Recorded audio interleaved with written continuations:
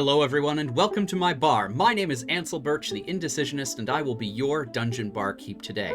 Now, I'm no expert mixologist, but like any barkeep this side of the Goblin Warrens, I have an adventurous spirit and a willingness to try anything once. Which is good because I am tending bar in a cave and I didn't bring any of my call sheets or recipe books with me, so if you're willing to try out something new, I'm willing to try something completely outside of my comfort zone and work with the roll of some gaming dice and chance to design a brand new cocktail just for you. And I tell you what, I'll even try it first before I ever ask you to.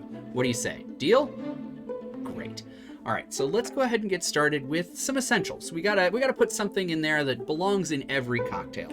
So the essential mixers are triple sec, grenadine, vermouth, and juice of some sort. So let's see what a D4 picks for us. 2. All right, so we're gonna go with grenadine. Cool. All right, so let's see what should we garnish it with? You gotta garnish a cocktail, right? Let's see. We got a 3 there. Olives. All right, this is feeling very familiar. But yeah, all right, olives and grenadine. Sure, why not? This is apparently a normal thing people do.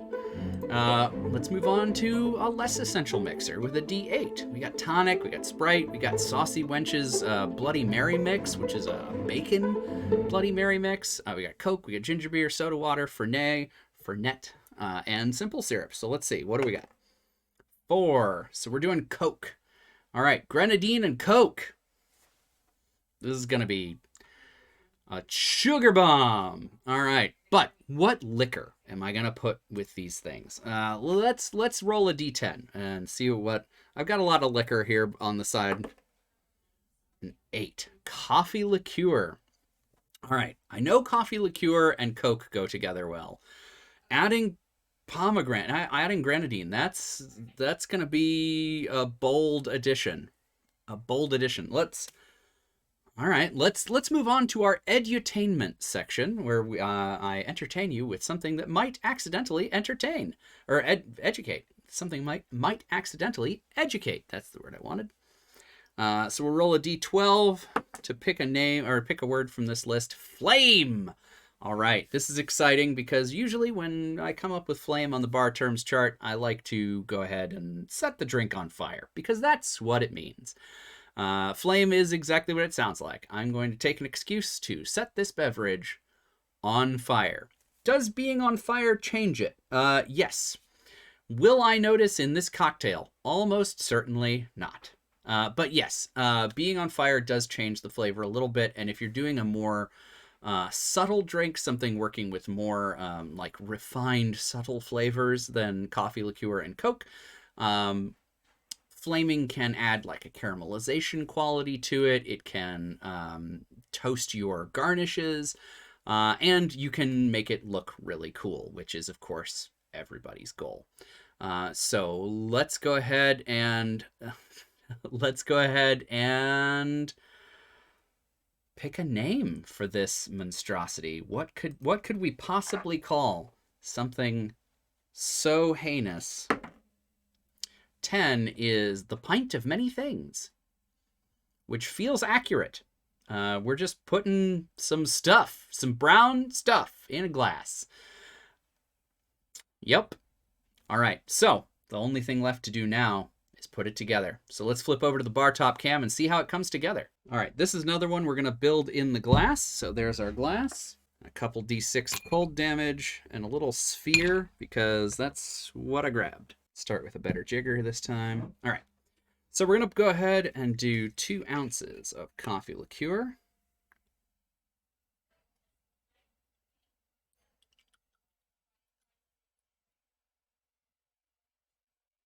There we go.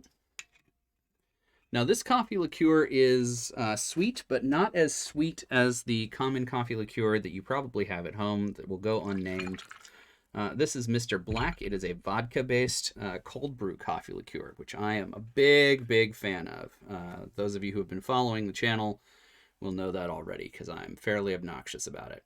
I'm going to go with a 3/4 ounce pour of grenadine for this one.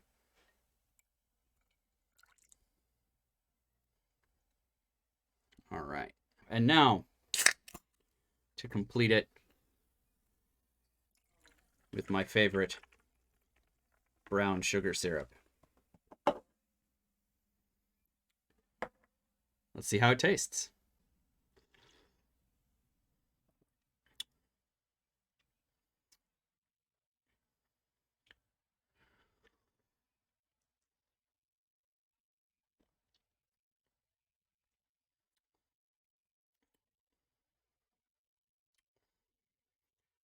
I want to describe it in some way that's not brown,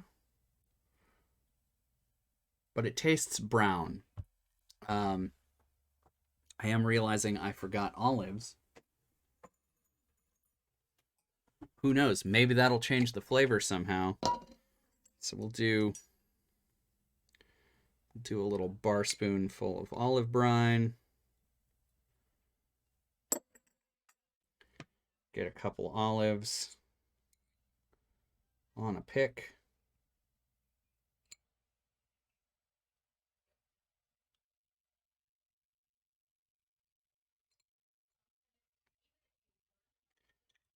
And there's that. All right, let's try the brown again now that it's got olive brine in it. Here we go.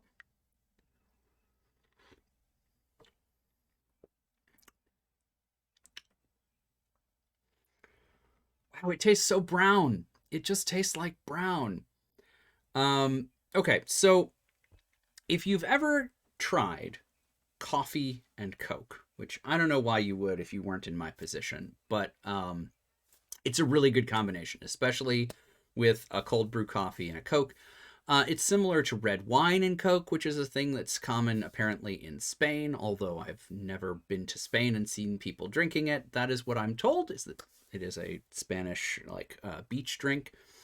It's got a lot of that similar, like, okay, there's a lot of like dark notes, cherry, coffee, pomegranate, you know, the things that are literally in here.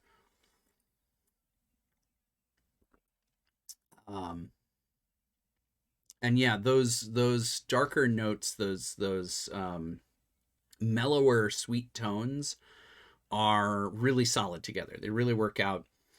Highly recommend trying the combination of Mr. Black and Coke. Pomegranate adds something nice to it. I'm not mad about that.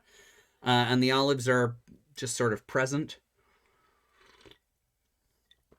Yeah, the olives are just sort of there. But they make a nice pairing. So to break from the sweet, you've got some olives that almost serve as like a side dish for the cocktail. So all things considered, would I recommend this cocktail? I would. I absolutely would. You know, if you like things that taste brown. I don't know how else to describe it. I guess the beauty of the pint of many things is when you mix lots of colors together, you end up with brown. And here we are. The Pint of Many Things. Now, how would I work this into a campaign? I think that the Pint of Many Things is a bar bet. You've got a character like, like your standard halfling rogue, or someone who's got that sort of energy, and you want to give them something fun to be doing during another more serious scene, or maybe you need them to trigger something. I actually recently republished an essay that I wrote a while ago in defense of the wildcard player. I really think that every party in any game deserves to have a wildcard character in their midst.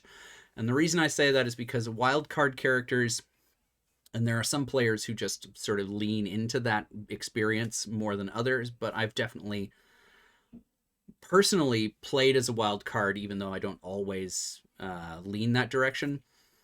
The wild card is the person who's going to pull the lever, trip the trap, break the teapot, steal something off of the table because it's not nailed down, And those are the ways that you get adventures moving. Those are the ways that you keep scenes going.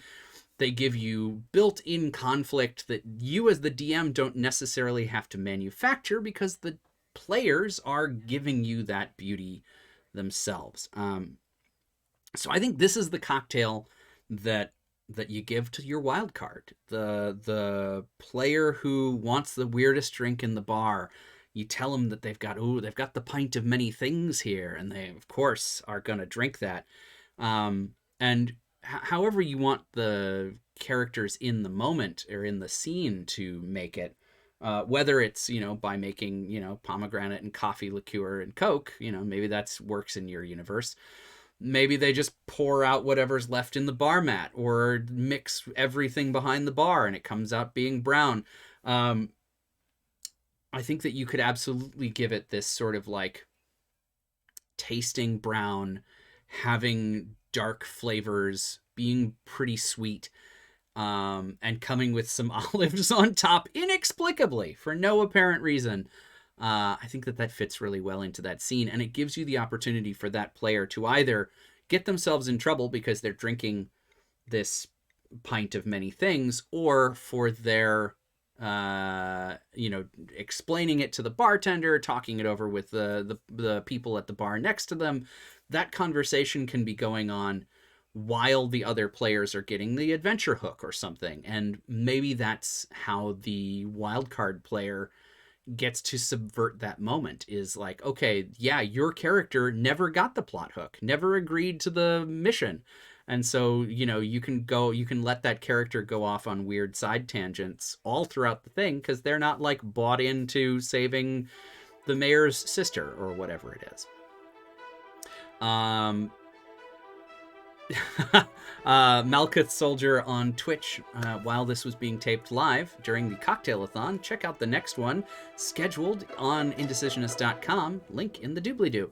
Malkuth Soldier says, I could also see this being a place where a deck was found once, and it's a tourist trap because of it, and I think that's a great idea. The Deck of Many Things being an amazing magical item that is an enormous pain in the butt to use, but still fabulous, and it's a great thing to give to your wild card. So absolutely. And I will link the Defense of the Wild Card essay in the doobly-doo as well.